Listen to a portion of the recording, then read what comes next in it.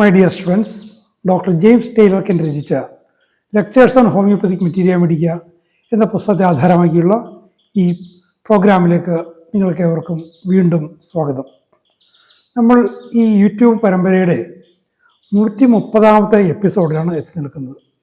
ഈ എപ്പിസോഡിൽ നമ്മൾ പൾസാറ്റ്ല എന്ന അധ്യായത്തിൻ്റെ 6ാം ഭാഗമാണ് പരിശോധിക്കുന്നത്. ഈ ഭാഗത്ത് പൾസാറ്റ്ലയുടെ വളരെ പ്രധാനപ്പെട്ട പല പ്രയോഗങ്ങളെക്കുറിച്ചും കെൻ്റ് വിശദീകരിക്കുന്നുണ്ട്. മഞ്ഞപ്പിത്തം ഈ സമയത്ത് കേരളത്തിലാകെ പടർന്നു പിടിച്ചുകൊണ്ടിരിക്കുന്നു എന്ന് പറയപ്പെടുന്ന മഞ്ഞപ്പിത്തം, അത് ഹോമിയോപ്പതിയിൽ ധാരാളം ഔഷധങ്ങൾ കവർ ചെയ്യുന്നുണ്ട്. അതിനെ വളരെ എളുപ്പത്തിൽ സുഖപ്പെടുത്താൻ പറ്റും, അതിനെ പ്രിവെൻറ്റ് ചെയ്യാൻ സാധിക്കും. പൾസാറ്റിലേക്കും ആ ഒരു ദൗത്യത്തിലൊരു പങ്കുണ്ട്, അതിനെക്കുറിച്ച് കെൻ്റ് പറയുന്നുണ്ട്. പിന്നെ ഒരുപാട് ആളുകളെ ബുദ്ധിമുട്ടിക്കുന്ന ഹെമറോയിഡ്സിനെ കുറിച്ച്, പൈൽസ് അങ്ങനെ പറയുന്ന പ്രശ്നങ്ങളെക്കുറിച്ച്, അതിനെക്കുറിച്ച് കുറേ കമ്പാരിസൺ ഇതിൽ പറയുന്നുണ്ട്. വളരെ ബുദ്ധിമുട്ടേറിയ കേസുകൾ ഹീൽ ചെയ്യാൻ പറ്റുന്ന ചില ഔഷധങ്ങളെക്കുറിച്ച് സൂചിപ്പിക്കുന്നുണ്ട്. നമുക്കതിൻ്റെ വിശദാംശങ്ങളിലേക്ക് നമുക്ക് പ്രവേശിക്കാം. പൾസാറ്റ്ല പ്രൊഡ്യൂസസ് ആൻഡ് ക്യൂവേഴ്സ് ജോണ്ടീസ്. മഞ്ഞപ്പിത്തം പൾസാറ്റ്ല ഉണ്ടാക്കുകയും ചെയ്യും, സുഖപ്പെടുത്തുകയും ചെയ്യും. എന്നെങ്ങനെ ഇടയ്ക്ക് പറയുന്നതെന്ന് വെച്ചാൽ, വിദ്യാർത്ഥികളെ ഉദ്ദേശിച്ചുകൊണ്ട് ഹോമിയോപ്പതിയുടെ ആ ഫണ്ടമെൻ്റൽ പ്രിൻസിപ്പിളിനെ പലതരത്തിലും അദ്ദേഹം ഇടയ്ക്ക് ഇങ്ങനെ വ്യഞ്ജിപ്പിച്ചു കൊണ്ടുപോകും. വിദ്യാർത്ഥികൾക്ക് ആ ഒരു ധാരണ മനസ്സിലുറക്കാൻ വേണ്ടിയാണ് ഇങ്ങനെ പറയുന്നത്. പ്രൊഡ്യൂസേഴ്സ് ആൻഡ് ക്യൂവേഴ്സ് എന്ന് പറയുന്നത് ഹോമിയോപ്പതി പ്രിൻസിപ്പിളാണ്. Jaundice in consequence of chronic susceptibility to hepatitis and derangement of secretion of bile. ബൈലിൻ്റെ സെക്രഷനിൽ വരുന്ന ക്രമരാഹിത്യങ്ങൾ, ഹെപ്പറ്റൈറ്റിസിനോടുള്ള ആ ക്രോണിക് സസെപ്റ്റിബിലിറ്റി, ഇതൊക്കെ ഉണ്ടാകുന്ന മഞ്ഞപ്പിത്തം. അതിനോടൊപ്പം തന്നെ looseness of bowels, duodenal catarrh, disordered digestion, feverishness and thirstlessness after quinine. അപ്പോൾ വയറിളക്കം, ഈ ചെറുകുടലിൻ്റെ തുടക്ക ഭാഗത്ത് വരുന്ന കറ്റാറൽ കണ്ടീഷൻ, ദഹനത്തിൻ്റെ ക്രമരാഹിത്യം, പനി, ദാഹമില്ലായ്മ, പിന്നെ ക്യുനീൻ്റെ ഉപയോഗത്തിന് കൊണ്ടാവുന്ന, ഇപ്പോൾ അങ്ങനെ അധികം ഉപയോഗമില്ലാത്തതുകൊണ്ട് നമുക്ക് നോക്കണ്ട. ഈ സാഹചര്യങ്ങൾ ഉണ്ടാകുന്ന മഞ്ഞപ്പിത്തം. Many troubles seem to manifest themselves in abdomen by bloating, distension of the abdomen, flatulence, colicky pains, rumbling, fermentation of food and from disorders of menstruation or diarrhoea.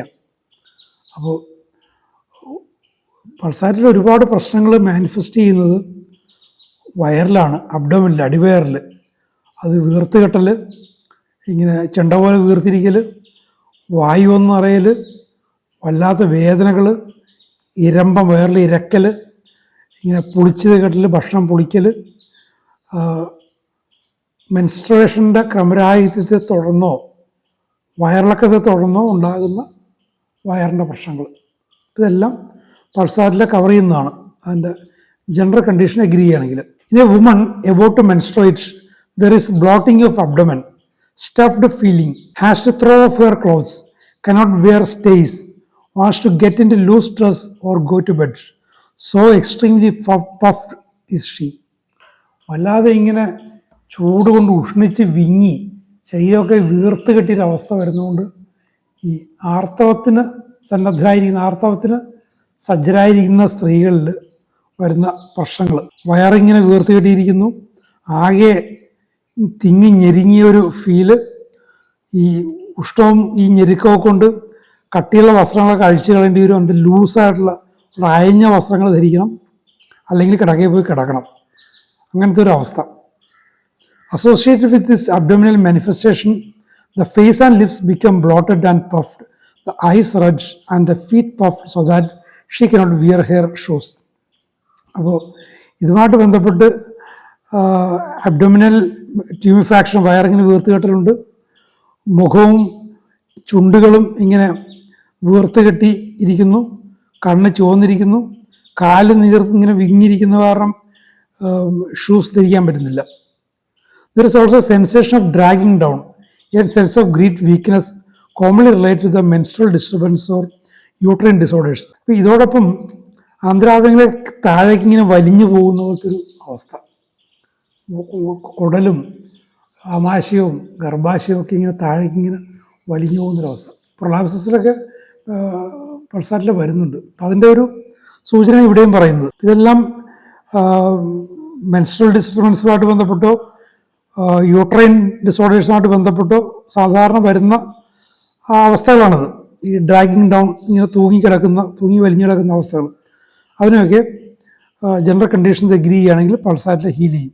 Dragging down is recognised as prolapsus uteri. ഇതിനെ നമ്മൾ തിരിച്ചറിയുന്നത് ഈ ഗർഭാശയം താഴേക്ക് ഇറങ്ങി വരുന്ന ഒരു അവസ്ഥയായിട്ടാണ് ഇതിനെ തിരിച്ചറിയുന്നത്. ധാരാളം സ്ത്രീകളെ ബാധിക്കുന്ന ഒരു വിഷയമാണിത്. It is felt in the whole abdomen and is described as a funnelling sensation as if parts would push out in the whole a dragging down.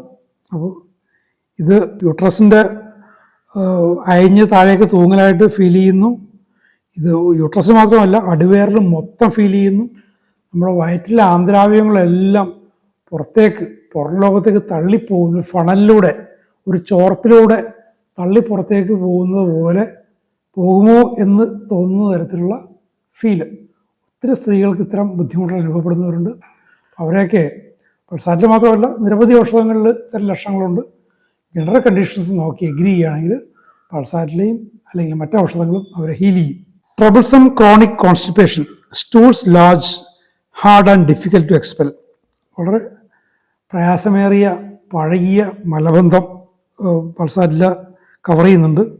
വലിയ സ്റ്റൂൾസ് വളരെ കട്ടിയുള്ളതാണ്, അത് എക്സ്പെൽ ചെയ്യാൻ പ്രയാസമാണ്. വലുതും കട്ടിയുള്ളതും പുറന്തള്ളാൻ പ്രയാസമുള്ളതായിട്ടുള്ള stool. It was like Nux, frequent urging to stool without any stool, or frequent urging with only a scanty stool, goes many times before can pass a stool. അപ്പോൾ നക്സിനും പൾസാറ്റിലേക്കും ഒരേപോലെ സമാനമായിട്ട് കാണുന്ന ഒരു സിംറ്റത്തെക്കുറിച്ചാണ് കെൻറ്റ് പറയുന്നത്. ജനറൽ കണ്ടീഷൻ്റെ വ്യത്യാസം അനുസരിച്ച് നക്സ് ആണോ പൾസാറ്റിലെയാണോ എന്നുള്ളത് വരും. അതെങ്ങനെയാണ്? ഇടക്കിടക്ക് കക്കൂസിൽ പോകാൻ തോന്നും, പക്ഷെ പോവില്ല. കുറേ തവണ പോയി വളരെ ശ്രമിച്ചു കഴിഞ്ഞാൽ ചിലപ്പോൾ ഒരല്പം ബലം പോയിരിക്കും. Frequent unsuccessful urging in a chronic is looked as a keynote to Nux, but many remedies have it. അപ്പോൾ ഫ്രീക്വന്റ് അൺസക്സസ്ഫുൾ അർജിങ് ഒരു ക്രോണിക് കേസിൽ ഇടക്കിടക്ക് അല്ലെങ്കിൽ സ്ഥിരമായിട്ട് വയറ്റിൽ നിന്ന് പോകണമെന്നുള്ള തോന്നൽ, അതിനെ നക്സിൻ്റെ ഒരു കീനോട്ടായിട്ട് വെച്ചിട്ടുണ്ട്.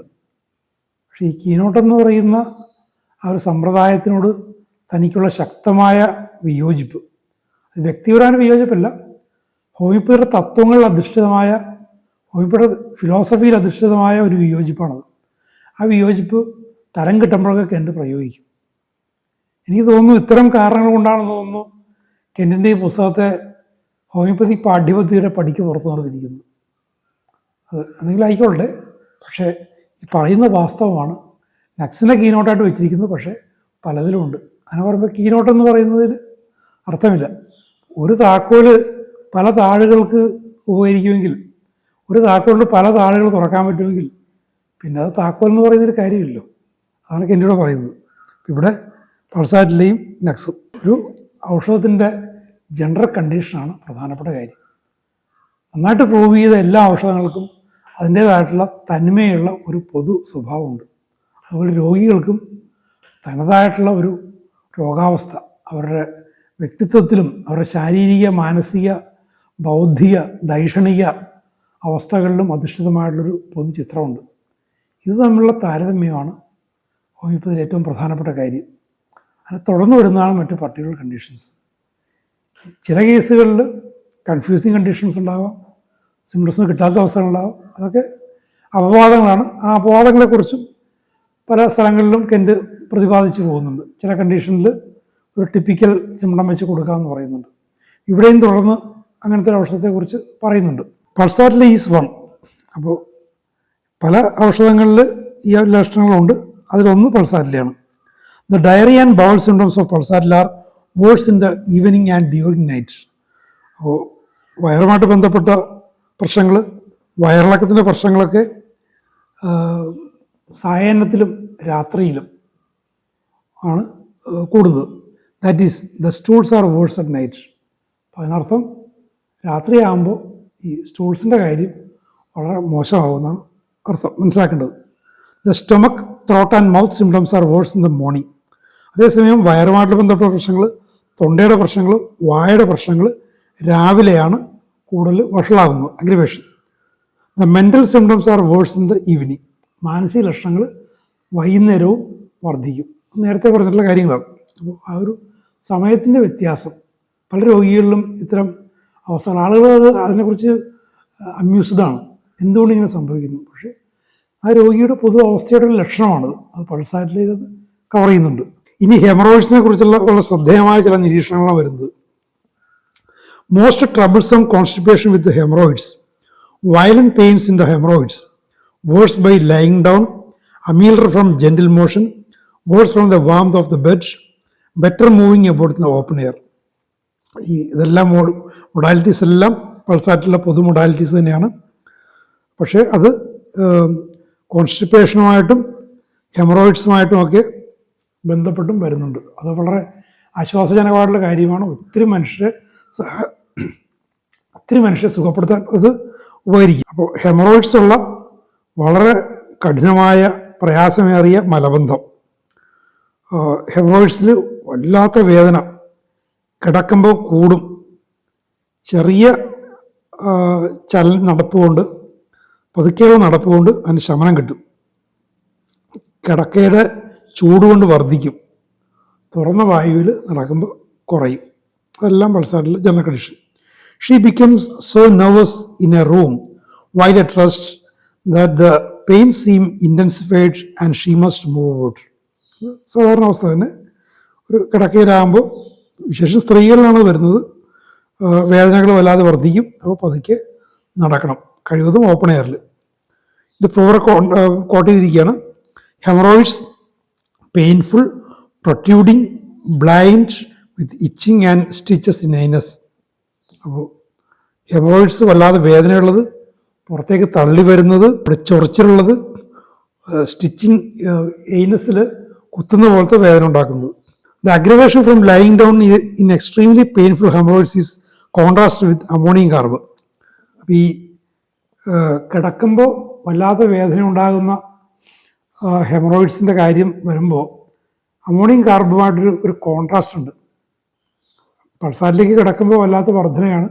പക്ഷേ അമോണിയം കാർബിന് ഇതേ കണ്ടീഷൻ തന്നെ നീണ്ടു നിവർന്ന് മലർന്ന് കിടക്കുമ്പോൾ റിലീഫുണ്ട്. അപ്പോൾ ആ ഒരു ചുറ്റ വ്യത്യാസത്തിൻ്റെ കാര്യത്തിൽ നമുക്ക് ഡിസ്റ്റിങ്ക്വിഷ് ചെയ്യാൻ പറ്റും. Which has violently painful haemorrhoids relieved by lying flat on the back. In violently painful haemorrhoids with intense burning, think of arsenicum and kali carbonicum. ഇതേപോലുള്ള painful haemorrhoids, violently painful haemorrhoids, പക്ഷേ വല്ലാത്ത പൊള്ളുന്ന sensation ഉണ്ടെങ്കിൽ, അപ്പോൾ പൊള്ളൽ ആർസനിക്കിൻ്റെ typical കണ്ടീഷനാണ്. ആർസനിക്കിനെ കുറിച്ചും കാലി കാർബോണിക്കത്തെക്കുറിച്ചും കൂടി ചിന്തിക്കാം. ബേണിങ് കാണുമ്പോൾ നേരെ ആർസനിക്കാണെന്ന് വിചാരിക്കരുത്, കാലി കാർബോണിക്കവും അവിടെ ഇൻഡിക്കേറ്റ് ചെയ്യപ്പെടാം. In those with steering pain study aesculus. ഈ വല്ലാതെ സ്റ്റിക്കിങ്, കുത്തുന്ന തരത്തിലുള്ളത്, പിരിക്കുന്ന പോലുള്ള വേദനകൾ അങ്ങനെ വരാൻ നേരത്ത് ഈസ്കുലസിനെ കുറിച്ച് ചിന്തിക്കുക. Looking over a number of years I have been forced to use in these cases a remedy not yet fully proved. അപ്പോൾ എൻ്റെ തന്നെ ഒരു അനുഭവം പറയുകയാണ്. അധികം പ്രൂവ് ചെയ്യാത്തൊരു ഔഷധത്തിൻ്റെ ഒരു ഉപയോഗം ചില സന്ദർഭങ്ങളിൽ വരാറുണ്ട്. Painful haemorrhoids in A broken down constitution where the whole disease seems to culminate in the hemorrhoids, bleeding, protruding, a mere touch almost cause a convulsion. It causes her to scream out at the top of her voice. It is so painful that she feels that death would be a relief. She lies in the bed, holding the nails far apart with the hands. After every stool, she has 3 or 4 hours of extreme suffering. ഒരു അധികം prove ചെയ്യപ്പെടാത്തൊരു ഔഷധത്തിൻ്റെ പ്രയോഗത്തെക്കുറിച്ച് പറയുകയാണ്. അതായത് ആ രോഗിയുടെ എല്ലാ പ്രയാസങ്ങളും അയാളുടെ ഹെമറോയിഡിൽ വന്നിങ്ങനെ കേന്ദ്രീകരിക്കുന്നൊരവസ്ഥ. അയാളുടെ എല്ലാ പ്രശ്നങ്ങളും ഈ ഹെമറോയിഡ്സിനെ കേന്ദ്രീകരിച്ചുള്ള പ്രശ്നങ്ങളാണ്. അപ്പോൾ മറ്റ് സിംറ്റംസിൻ്റെ ഒരു കുറവുണ്ടാകാം, നമുക്കൊരു ക്ലാരിറ്റി കിട്ടാത്തൊരവസ്ഥ വരാം. ബ്ലീഡിംഗ് ആണ്, പുറത്തേക്ക് തള്ളി വരുന്നതാണ്, വെറുതെ തൊട്ടാൽ മതി കൺവേൾഷൻസ് ഉണ്ടാകാം, വല്ലാതെ ഒച്ചയിട്ട് കാറിക്കരയും, അത്രയ്ക്ക് വേദന. മരണം മാത്രമേ ഒരു രക്ഷയുള്ളൂ, മരണം കൊണ്ടേ തനിക്ക് ഇതിൽ നിന്നൊരു ശമനം കിട്ടുമെന്ന് അവർ ചിന്തിക്കും. വിശേഷം സ്ത്രീകളെ കുറിച്ചാണ് പറയുന്നത്. അങ്ങനത്തെ ഒരു തവണ വയറ്റിൽ നിന്ന് പോയി കഴിഞ്ഞാൽ 3-4 മണിക്കൂർ നേരം വേദന കൊണ്ട് കഷ്ടപ്പെടും. അപ്പം അങ്ങനെ മറ്റ് സിംറ്റംസ് ജനറാലിറ്റീസ് ഒന്നും കിട്ടാതെ എല്ലാ പ്രശ്നവും ഹെമറോയിഡ്സിൽ കേന്ദ്രീകരിക്കുന്ന അവസ്ഥയിൽ അധികം പ്രൂവ് ചെയ്യപ്പെടാത്ത ഒരു ഔഷധത്തിൻ്റെ പ്രയോഗത്തെക്കുറിച്ചാണ് പറയുന്നത്. അതിൻ്റെ പേര് പിയണി എന്നാണ്. പിയണി എന്ന് പറയുന്നത് ഈ റോസാപ്പൂ പോലെ ഒരു പൂവുണ്ടാകുന്ന ഒരു ചെടിയാണ്. അപ്പോൾ ആ പൂവ് പോലെ ഈ ഹെമറോയിഡിങ്ങിനെ വിടർന്നിരിക്കും എന്നാണ് പറയുന്നത്. അപ്പോൾ ആ ഔഷധം ഇവിടെ കേരളത്തിൽ ഇത് കിട്ടുന്ന ഔഷധമാണെന്ന് എനിക്ക് തോന്നുന്നില്ല. ഞാനൊന്ന് പ്രാഥമികമായ ഒരു അന്വേഷണം നടത്തി കഴിഞ്ഞപ്പോൾ ഇവിടെ അത് ലഭ്യമല്ലെന്നാണ് ഞാൻ മനസ്സിലാക്കിയത്. ഏതായാലും അങ്ങനത്തെ ഒരു ഔഷധമുണ്ട്. അപ്പോൾ കെൻറ്റ് വളരെ ചുരുക്കമായിട്ട് ഈ ഫുള്ളി പ്രൂവ് ചെയ്യാത്ത ഔഷധങ്ങൾക്ക് പറയാറുള്ളൂ. ഇവിടെ ഈ പോസിറ്റീവ് സിംറ്റംസ് ഉണ്ട്, എല്ലാ പ്രശ്നങ്ങളും ഇതിനെ കേന്ദ്രീകരിച്ചാണ്. അങ്ങനത്തെ ഒരു അവസ്ഥയിലാണ് അദ്ദേഹം പറയുന്നത്. I have cured dum after they had been operated on and all sort of violence done dum without relief. അപ്പോൾ എൻ്റെ തന്നെ അനുഭവം പറയുകയാണ്, ശസ്ത്രക്രിയ നടത്തി എല്ലാത്തരം വയലൻസ് മെത്തേഡ്സും പ്രയോഗിച്ചു, എന്നിട്ടും റിലീഫില്ല. അത്തരം അവസ്ഥകളെ ഞാൻ സുഖപ്പെടുത്തിയിട്ടുണ്ടെന്ന് എൻ്റെ പറയുകയാണ്. അത് ഈ പിയണിയും അതിന് ഒരു കാരണമാണ്. Do not go to this drug if you can find a remedy that covers all the patients. ആ രോഗിയെ മൊത്തം കവർ ചെയ്യുന്ന ഒരു ഔഷധം കിട്ടുകയാണെങ്കിൽ ഇതിൻ്റെ പിന്നാലെ പോരുന്നു കൂടി പറയുന്നുണ്ട്. കാരണം ഇത് ഫുള്ളി പ്രൂവൺ അല്ല. Many patients will not confess any other symptoms and some of these will suffer so much from the haemorrhoids alone that you will really need this remedy. ഈ ഒരു അവസ്ഥയിൽ മറ്റൊരു കാര്യം, ഒരു വസ്തുത, ഇന്ന് നിലവിലുള്ള വസ്തുതയാണ്, വിശേഷ സ്ത്രീകളുടെ കാര്യത്തിൽ ഇത്തരം കാര്യങ്ങളൊന്നും പറയില്ല. സ്ത്രീകൾ ഇതൊക്കെ വളരെ ഗോപ്യമായിട്ട് വെച്ചു. വിശേഷിച്ചും പ്രായം കുറഞ്ഞ സ്ത്രീകളാണെങ്കിൽ, വിവാഹം കഴിക്കാത്ത സ്ത്രീകളാണെങ്കിൽ ഇതൊക്കെ പറയില്ല, ഇതൊക്കെ ഇങ്ങനെ വെച്ചുകൊണ്ടിരിക്കും. അപ്പോൾ ഇവരുടെ കേസ് നോക്കിയാൽ തന്നെ ഈ ഹെമറോയിഡ്സ് മാത്രമാണ് അവരുടെ പ്രശ്നം തോന്നും, വേറൊരു പ്രശ്നമില്ലാന്ന് തോന്നും. അങ്ങനത്തെ സാഹചര്യങ്ങളിലാണ് ഈ പിയണി പോലുള്ള ഔഷധങ്ങൾ പ്രയോഗിക്കേണ്ടതെന്ന് എൻ്റെ പറയുന്നുണ്ട്. അപ്പോൾ ഞാനിത് ഓർക്കുകയാണ്, ഒരു 10 വർഷമൊക്കെ ആയിക്കാണും ഞാൻ ഒരു സ്ഥാപനത്തിൽ ജോലി ചെയ്യുമ്പോൾ എൻ്റെ സഹപ്രവർത്തിയായിരുന്നൊരു പെൺകുട്ടി, എൻ്റെ വിവാഹം എൻ്റെ അടുത്തിരിക്കുകയാണ്. ആ ഒരവസ്ഥയിൽ എന്നോടൊരു കോൺഫിഡൻസ് ഉള്ളതുകൊണ്ട് എൻ്റെ അടുത്ത് വന്ന് പറഞ്ഞാണ്, ഇങ്ങനത്തെ ഒരു പ്രശ്നമുണ്ട്, കക്കൂസിൽ പോകുമ്പോൾ കടുത്ത വേദനയും ബ്ലീഡിങ്ങും ഉണ്ട്. അപ്പോൾ ഡോക്ടർ സുമേഷ് എന്നെ സുഹൃത്താണ്, അദ്ദേഹത്തിൻ്റെ അടുത്തായിരുന്നു. സുമേഷിൻ്റെ അടുത്ത് ഞാൻ കൊണ്ടുപോയി കാര്യങ്ങളൊക്കെ പറഞ്ഞു. അദ്ദേഹം കേസെടുത്ത ശേഷം വെറുതെ ബയോകെമിക്ക് കൊണ്ട് തന്നെ ഹീൽ ചെയ്തത്. നമ്മളുടെ കൽക്കേറിയ ഫ്ലോറാണ് കുട്ടിക്ക് ഇൻഡിക്കേറ്റ് ചെയ്തത്. ബയോകെമിക്ക് അത് 1-2-3 മാസം തുടർച്ചയായിട്ട് ഇടയ്ക്ക് ബ്രേക്ക് ചെയ്ത് കൊടുത്തു. അസുഖം മാറി. ഒരു 10-12 വർഷമായി കാണും. ഞാൻ ഇടയ്ക്ക് സംസാരിക്കാറുള്ളൊരു വ്യക്തിയാണ്, കുഴപ്പമൊന്നുമില്ല. അപ്പോൾ കെൻ്റെ ഈ ഭാഗത്ത് ഉണ്ണുന്ന പ്രായോഗികമായിട്ട് 2 പ്രധാനപ്പെട്ട കാര്യങ്ങൾ. ഒന്ന്, പൂർണ്ണമായിട്ടും പ്രൂവ് ചെയ്യാത്ത ഔഷധങ്ങളെ വളരെ തനതായിട്ടുള്ള അവസ്ഥകളിൽ മാത്രമേ, മറ്റ് നിവൃത്തിയില്ലാത്തവ മാത്രമേ ഉപയോഗിക്കാവൂ. പേഷ്യൻ്റെ മൊത്തം കവർ ചെയ്യുന്ന ഒരു ഔഷധം കണ്ടെത്താൻ പറ്റിയാൽ അത് കൊടുത്താൽ മതി. ഈ അൺപ്രൂവൻ അല്ലെങ്കിൽ പാർഷ്യലി പ്രൂവൻ ഔഷധങ്ങൾ കൊടുക്കരുത്. മറ്റൊന്ന്, കീനോട്ടിനെ കുറിച്ച് പറയുന്നത്.